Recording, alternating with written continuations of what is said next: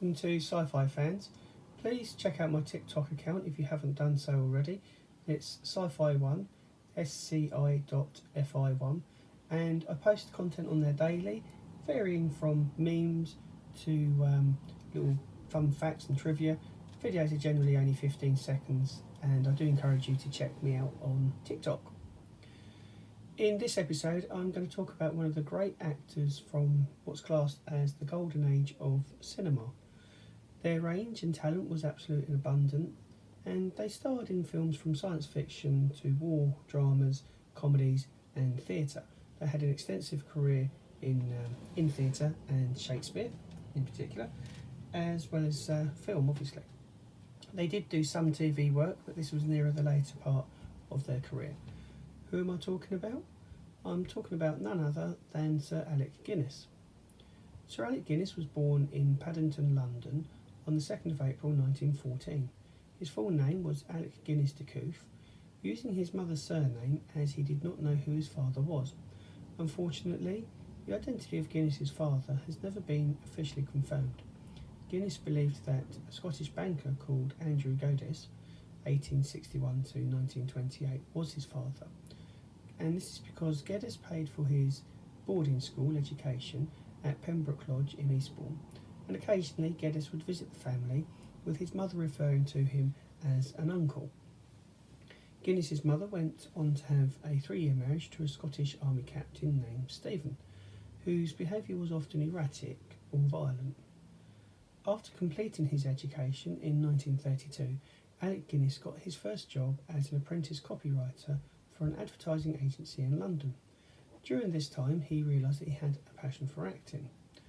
Winning a scholarship to Fay Compton's Studio of Dramatic Art, following his audition held by the Drama Institute, Guinness' first ever appearance in theatre was in the year 1934 for the play Libel.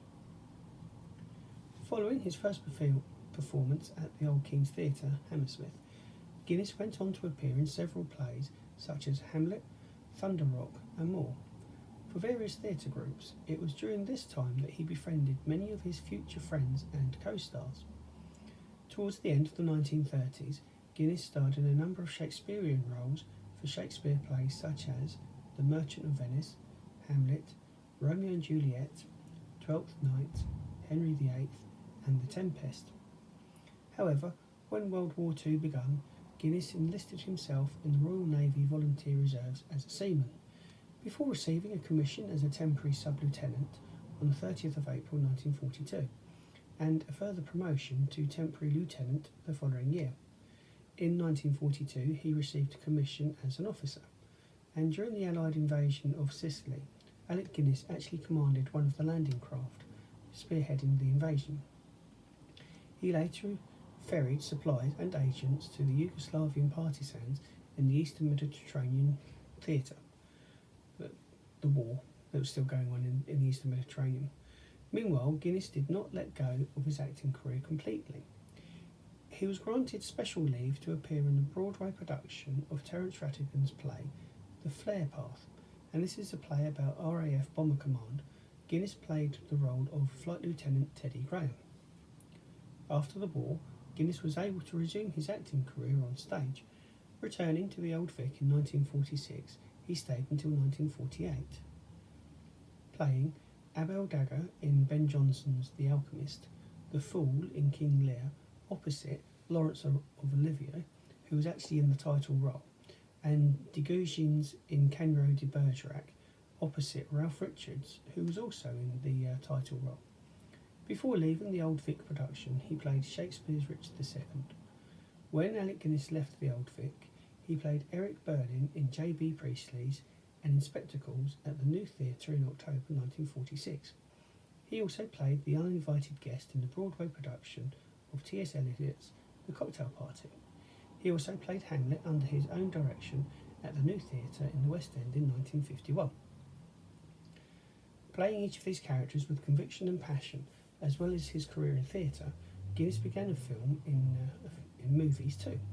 His first appearance on the big screen was in 1946 in David Lean's film Great Expectations, where he played the role of Herbert Pocket.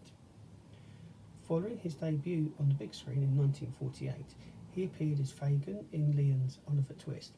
The following year, Guinness was applauded for playing 8 different characters in the film Kind Hearts and Cornets. The early phase of Guinness's film career saw him feature in many Ealing comedies, including The Mouldark, The Lavender Hill Mob, The Lady Killers, The Swan, and The Man in the White Suit. In 1957, Guinness collaborated with Leon once more for the film The Bridge Over the River Kwai, in which he played the role of British POW commanding officer Colonel Nicholson. This film won him his first Academy and Golden Globe Award. The following year, he received an Academy Award nomination as a screenwriter for the satirical film The Horse's Mouth.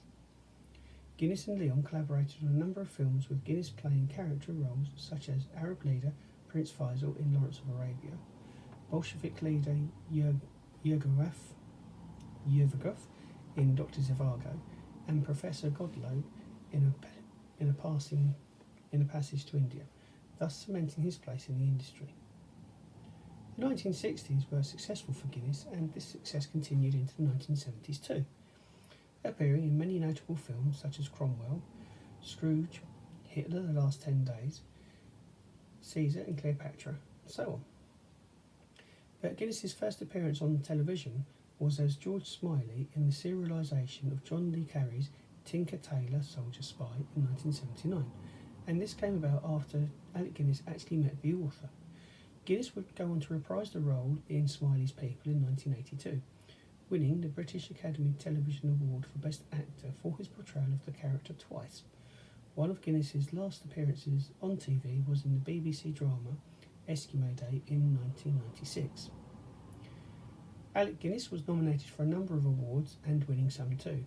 After being nominated for an Oscar in 1952 for his performance in The Lavender Hill Mob, he won the Academy Award for Best Actor and the BAFTA for Best British Actor in 1957 for his role in The Bridge Over the River Kwai. His screenplay adaptation of J. Carey's novel The Horse's Mouth was nominated in 1958 for an Academy Award for Best Writing Screenplay based on material from another medium. He was also nominated for Academy Award for Best Supporting Actor for his role as Obi-Wan Kenobi in Star Wars in 1977. He received an Academy Honorary Award for Lifetime Achievement in 1980, and in 1988 he received an Academy Award nomination for Best Supporting Actor for Little Dorrit. He received the BAFTA Academy Fellowship Award for Lifetime Achievement in 1989. For his theatre work, he received an Evening Standard Award for his performance as T.E. Lawrence in Roses, and a Tony Award for his Broadway turn as Darlin Thomas in Darlin. Guinness received a star on the Hollywood Walk of Fame at 1559 Vine Street on the 8th of February 1960. Guinness was appointed a Commander of the Order of the British Empire, CBE, in 1955, and he was knighted by Elizabeth II in 1959 in the New Year's Honours. In 1991, he received an honorary doctorate from Cambridge University. Guinness was appointed a Companion of Honour in the 1994 British Honours for Service to Drama. But despite a long and illustrious career, Alec Guinness didn't become a global household name until 1977, when the science fiction masterpiece Star Wars was released. In 1938, Alec Guinness married actress Meryl Silver Selman, and the couple had one son, and they named him Matthew Guinness. Matthew went on to become an actor. And I'm just going to finish off with some trivia for you. So, Alec Guinness Trivia Awards: 1958 Oscar, Best Actor in a Leading Role; 1958 Golden Globe, Best Actor. They were both for Bridge Over River Kwai. And another one in 1958, Best British Actor for all the Bridge Over River Kwai again. And in 1978 he won the Academy of Science Fiction, Fantasy and Horror Films USA Award for Best Supporting Actor for his performance in Star Wars. He would only have to wait until 1980 for his next major award success. He won the Best Actor BAFTA for his 1979 performance in Tinker Tailor Soldier Spy, and winning the award again in 1983 for Smiley's People. In total, Alec Guinness has won 28 awards for his acting and nominated for many more. Alec Guinness stood at about 5'10", married only once and had only one child. In total, he had 61 movie credits when he passed in 2000, aged 86. And that's it for this episode. I look forward to you joining me next time.